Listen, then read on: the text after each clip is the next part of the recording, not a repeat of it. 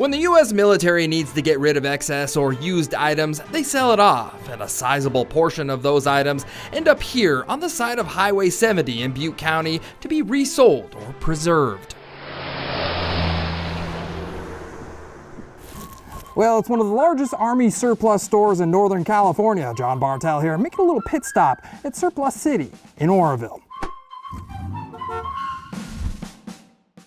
Have you ever been driving along in your car and thought, I wonder if I could buy a real Air Force fighter helmet, or maybe a government-issued hazmat suit? You suppose it's been in a contaminated spot, or should I touch that, or?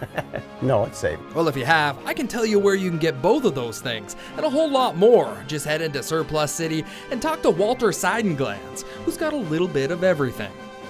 Canteens is a tank actually across the highway, so canteens are tanks. Walter's dad, Steve Seidenglanz, started purchasing surplus military items at auctions back in the 1970s. At first, he was reselling the items for a profit, but soon discovered some of those items were too important to sell. Over time, more and more stuff accumulated, and finally it was enough stuff to say, okay, let's make a museum out of it. The Military Museum of Butte County is what Walter's dad called it, and he displayed the historic items in between the shelves of camo paint and ammo boxes, like this rare 1950s era radio-controlled drone. Yeah, people think drones are all new, but they absolutely are not. We've been doing it a long time. Some of the items inside date back to World War I, like this set of mule-drawn cargo wagons. And then there's this World War II Harley-Davidson motorcycle.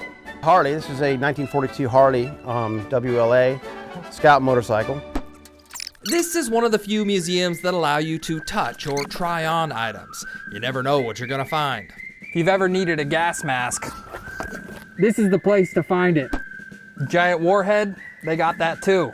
Now, of course, all the weapons and ammunition have been deactivated and inspected by the Bureau of Alcohol, Tobacco, and Firearms, like this giant Gatling gun. Do you think it would fire? No. Oh, okay. All right. Walter says the internet and online auctions are putting many surplus stores like his out of business, but Surplus City has some loyal customers.